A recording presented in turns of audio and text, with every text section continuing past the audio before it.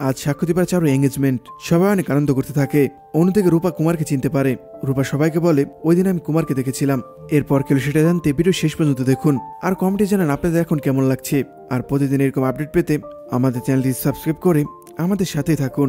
Police চলে গেলে বিক্রম সাক্ষ্যদীপকে বলে বাড়ি থেকে বেরোয়েছিলাম কত কিছু ভেবেছিলাম কত আনন্দ করব, কিন্তু কে জানতো এমনটা হবে। কপাল জোরে বেঁচে গিয়েছি। সাক্ষ্যদীপ বলে বিক্রম তুমি ঠিক কথা বলেছ। রূপা আবারও কুমারের কথা ভাবে। রূপা বলে না না, কোনো যোগসূত্র তো নিশ্চয়ই আছে। আমি লোকটাকে চিনি কিন্তু মনে করতে পারছি না। সূর্য সবাইকে শান্ত করার জন্য বলে আচ্ছা এখন এসব কথা না বললে কি নয়, আমরা তো সবাই সুস্থ রয়েছি, এখন এসব কথা বাদ দিলেই হয়। সাক্ষ্যদীপ সূর্যের সাথে সাথে একই কথা বলে। সাক্ষ্যদীপ সূর্যকে বলে ডক্টর সেনগুপ্ত এখন আমাদের বাড়ি ফেরা দরকার, আমি ক্যাব বুক করছি। কিন্তু চারু একটু অসুস্থ হয়ে পড়েছে। দিবা চারুকে জিজ্ঞেস করে চারু তুমি ঠিক আছো? চারু কোনো কিছু উত্তর দেয় না। সাক্ষ্যদীপ চারুকে বলে চারু আপনি ঠিক আছেন তো? দেখুন আপনি এইভাবে ভেঙে পড়বেন না, আমরা সবাই ঠিক আছি। সামনে আমাদের এত বড় একটা অনুষ্ঠান, আমরা সবাই অনেক আনন্দ করব, প্লিজ আপনি কান্না করবেন না। রূপা আবারও কুমারের কথা মনে করতে থাকে। রূপা মনে মনে বলে আমার কেন এত চেনা চেনা লাগছে। রূপার একটু একটু করে সব মনে পড়ে। হঠাৎ করে রূপা চিৎকার করে বলে কুমার। সবাই তো অবাক হয়ে রূপার দিকে তাকায়। রূপা বলে আমার এখন মনে পড়েছে ওই লোকটা কুমার ছিল। দীপা সেই পুরনো কথা মনে পড়ে যায়। সবাই তো অবাক হয়ে যায়। দীপা রূপার কাছে গিয়ে জিজ্ঞেস করে তুই সব কি বলছিস? রূপা বলে মা আমি সত্যি কথাই বলছি, সেদিন হসপিটালে আমি কুমারকে দেখেছিলাম, আর এই সবই হয়েছে কুমারের জন্য। সাক্ষ্যদীপ তো কিছুই বুঝতে পারছে না। সাক্ষ্যদীপ জিজ্ঞেস করে কে কুমার? দীপা বলে আমাদের পুরনো শত্রু। জয় কুমার খোঁজ নিতে থাকে। সূর্য মনে মনে বলে কুমার এতদিন পর কেন ফিরেছে? সে কি মুম্বাইতে এসেছে? সে কি আমাদের উপর প্রতিশোধ নিতে চায়? মেকারের কথা অনুযায়ী আমাদের অ্যাক্সিডেন্টটা শুধু এমনি এমনি হয়েছে, নাকি রূপার অনুমানই সত্যি হবে? জয় ফোন করে কাকে যেন বলে একটু কুমারের খোঁজ নিয়ে বলতো কুমার জেল থেকে বেরিয়েছে কিনা। ওইদিকে কুমার ভাঙচুর করে আর বলে না না, আমাকে আর সোজাভাবে কিছু করলে চলবে না, ওরা আমাকে আবার ধরে তাহলে জেলে পাঠিয়ে দেবে। এমনিতে রূপা আমাকে চিনে ফেলেছে, আমি ওদের ছাড়বো না, আমি ওদের পরিবারকে জ্বালিয়ে পুরে শেষ করে দেব। সেনগুপ্ত পরিবারকে আমি সুখে থাকতে দেব না। কুমারের পর সেনগুপ্ত পরিবারের একটি ফ্যামিলি ছবিতে আগুন লাগায় আর হাসতে থাকে। পরের দিন চারু তার বাবা মার ছবি দেখে আর কান্না করতে থাকে। চারু তার বাবা মার ছবি হাতে নিয়ে বলে তোমাদের খুব মিস করছি, আজকে আমার জীবনে সব থেকে বড় একটা দিন, কিন্তু তোমরা আমার কাছে নেই। ভেবেছিলাম তোমাদের সাথে দেখা হবে, কিন্তু অনেকটা দেরি হয়ে গিয়েছে। জানো আমার লাইফে এখন যে মানুষটা এসেছে সে আমাকে নতুন করে বাঁচতে শিখিয়েছে, আমাকে ভালোবাসতে শিখিয়েছে। আমি হাসতে ভুলে গিয়েছিলাম, আমাকে হাসতে শিখিয়েছে। চারু একটু মুচকি হেসে বলে আমি জানি একটু খিটখিটে, কিন্তু মনটা অনেক বড়। তখন সাক্ষ্যদীপ এসে বলে একদম ঠিক বলেছেন। চারু সাক্ষ্যদীপকে দেখে চমকে ওঠে। সাক্ষ্যদীপ আবার বলে আজকের দিন আমার মতো একটা ছেলে পাওয়া খুবই দুষ্কর। চারু একটু লজ্জা পায়। সাক্ষ্যদীপ চারুর হাত থেকে চারু বাবা মা ছবি নিয়ে নেয়। সাক্ষ্যদীপ চারু বাবা মাকে প্রণাম করে বলে দেখুন আজকের যুগে আমার মতো একটি লিমিটেড ছেলেকে খুঁজে পাওয়া খুবই দুষ্কর। আমি ওর জন্য একদম পারফেক্ট। আপনার মেয়েকে আমি ছাড়া কেউ সামলাতে পারবে না। আমি আপনাদের কথা দিচ্ছি, আপনারা যত আদর রেখেছিলেন আমি তার থেকে বেশি আদর রাখবো, আমি তার থেকে বেশি খেয়াল রাখবো। চারুর মুখে একটু হাসি ফুটে। সাক্ষ্যদীপ আবার বলে এই যে আপনাদের মেয়ের চোখ এত মোটা মোটা চোখের জল দেখছেন, এটা কিন্তু কাঁদছে না, এটা হলো খুশিতে চোখ দিয়ে জল পড়ছে। এটা শুনে চারু আবার জোরে জোরে কান্না করে অ্যাক্টিং করে। সাক্ষ্যদীপ বলে আমি কি ঠিক কথা বলিনি? চারু সাক্ষ্যদীপের হাত থেকে তার বাবা মা ছবি নিয়ে বলে না বলে কারো জিনিস নেওয়া ঠিক নয়। সাক্ষ্যদীপ চারুকে বলে ছি ছি ছি, বাবা মাকে জিনিস বলবেন? আর আপনার বাবা তো আমার বাবা এখন, তাই না? এটা শুনে চারু বলে আপনি কি সব জিনিস নিয়ে মজা করবেন? সাক্ষ্যদীপ বলে না না, এই কথাটা আমি মন থেকে বলছি। ওইখানে সাক্ষ্যদীপের মাও চলে আসে। সাক্ষ্যদীপের মা দূর থেকে সাক্ষ্যদীপ আর চারু দুষ্টু মিষ্টি ঝগড়া দেখে। চারুর মনটা আবার খারাপ হয়ে যায়। চারু আবার কান্না করতে থাকে। এটা দেখে সাক্ষ্যদীপ বলে বাবার কথা কি খুব মনে পড়ছে? তখন সাক্ষ্যদীপের মা বলে আচ্ছা আমার কথা কি কারো মনে পড়ে না? এত ভাব ভালোবাসে আমাকে আবার ভুলে যেও না। দুইজনই চমকে ওঠে। সাক্ষ্যদীপ তার মায়ের কাছে গিয়ে বলে তোমাকে তো আমি সবসময় মিস করি, তুমি তো সবসময় রঙিন। সাক্ষ্যদীপ মা বলে হ্যাঁ আমি সেটা জানি। আচ্ছা এই যে চারু যে তোকে বিয়ে করছে তাতে আমার কি লাভ হচ্ছে? তুই তো আমাকে ভুলে যাচ্ছিস। এই কথা শুনে চারু হেসে দেয়।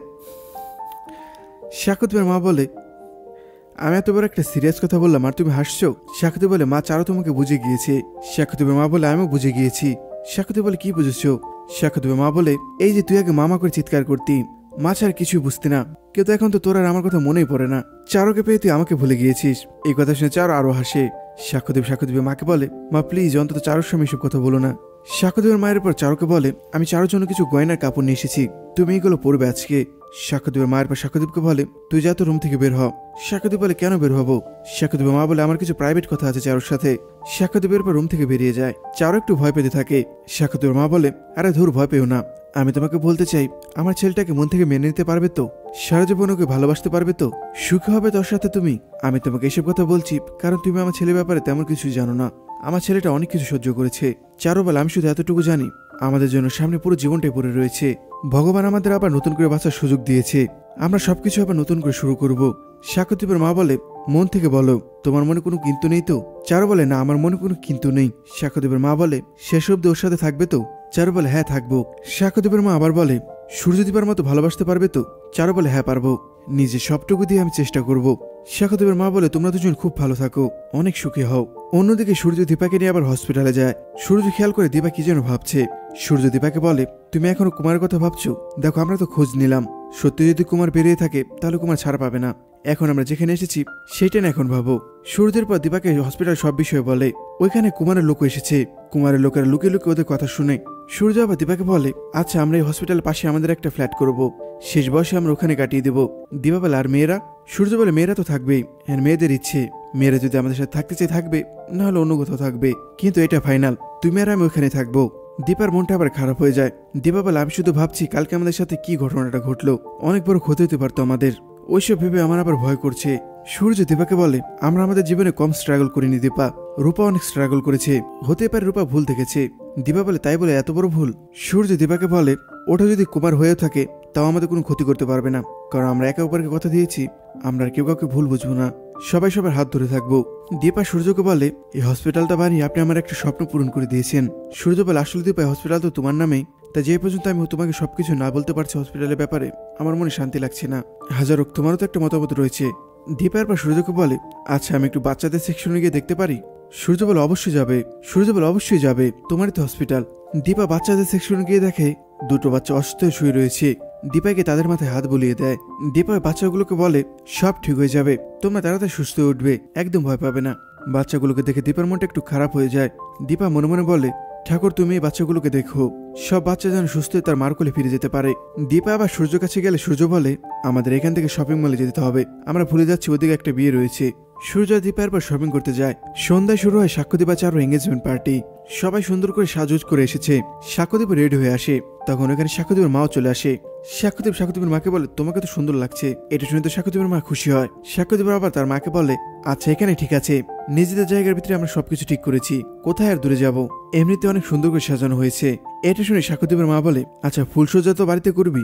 সাক্ষ্যদীপের মাকে সাইডে নিয়ে বলে, মা তুমি এত মানুষের সামনে এসব কি বলছো, একটু তো মার মতো কথা বলো। সাক্ষ্যদীপের মা বলে, ওইটা তো একটা বেসিক বিষয়। তখনই সোনার উপর চারুকে নিয়ে আসে। চারুকে অনেক সুন্দর করে সাজানো হয়েছে। সাক্ষ্যদীপ চারুদিক থেকে চোখ ফেরাতে পারছে না। সাক্ষ্যদীপের মা চারুকে দেখে বলে, বাবা, এই তো দেখি লালপরি। রূপা সাক্ষ্যদীপকে জিজ্ঞেস করে, বলতো বাবা, চারুকে কেমন লাগছে? সোনা বলে, সাক্ষ্য আঙ্কেল তো শুধু চারুকে দেখে মুখ হা করে রয়েছে, কিছুই তো বলতে পারছে না। সাক্ষ্যদীপ বলে, হ্যাঁ ঠিকই, কি যে আমি বলবো আমি বুঝতে পারছি না। জয় বলে, আপনার কিছু বুঝতে হবে না, এঙ্গেজমেন্ট রিংটা সোজা পরিয়ে দিন। সাক্ষ্যদীপের মাকে বলে, আংটি কোথায়? তখন দীপা সূর্য চলে আসে। দীপা বলে, মাসিমা আংটি আমার কাছে রাখতে দিয়েছিল। সাক্ষ্যদীপের মায়ের পর ওদের বলে, নে তোরা এখন এঙ্গেজমেন্টটা কর। বিক্রম বলে, স্যার, শুভ কাজে দেরি করতে নেই। সূর্য বলে, হ্যাঁ ঠিকই, কিন্তু আমার একটা কথা বলতে খুব ইচ্ছে করছে, আমি আজকে খুব খুশি। সূর্যের সাথে সাথে জয়ার শোনার পর একই কথা বলে। সূর্য আবার বলে, এই বিগ বং রেস্টুরেন্টটা আমাদের সেলিব্রেশন করার একটা জায়গা হয়ে উঠেছে। এরপর এঙ্গেজমেন্ট শুরু হয়। সাক্ষ্যদীপের মা দুজন হাতে দুইটা আংটি তুলে দেয়। এরপর এক এক করে দুজনকে আংটি পরিয়ে দেয়। সবাই খুশি হাততালি দিতে থাকে। সূর্য একটু ইমোশনাল হয়ে বলে, সত্যি আমি বলে বুঝতে পারবো না আমি আজকে কতটা খুশি। কত বছর পর আমাদের সবকিছু আবার ঠিক মতো চলছে। আমি আমার স্ত্রীকে ফিরে পেয়েছি, আমার দুই মেয়ে আমার কাছে রয়েছে, আমরা সবাই আবার একসাথে আনন্দ করছি। আজকে আমি সবাইকে জানাতে চাই আমি কতটা খুশি। সাক্ষ্যদীপ বলে, তাহলে কি করবেন, নাচ করবেন? সোনা বলে, আমার বাবা কিন্তু শুধু ডক্টর নয়, মাল্টি ট্যালেন্টেড। রূপাও বলে, আমার বাবা সবকিছুতে চ্যাম্পিয়ন। দুই বোনের পর একসাথে বলে, দেখে দাও তো বাবা। সূর্য আর জয়ের পর ডান্স করে। আর এখানে আজকে পর্ব শেষ হয়ে যায়। ভিডিওটা কেমন লাগলো কমেন্ট করে জানান। আর প্রতিদিন আপডেট পেতে আমাদের চ্যানেলটি সাবস্ক্রাইব করে আমাদের পাশেই থাকুন।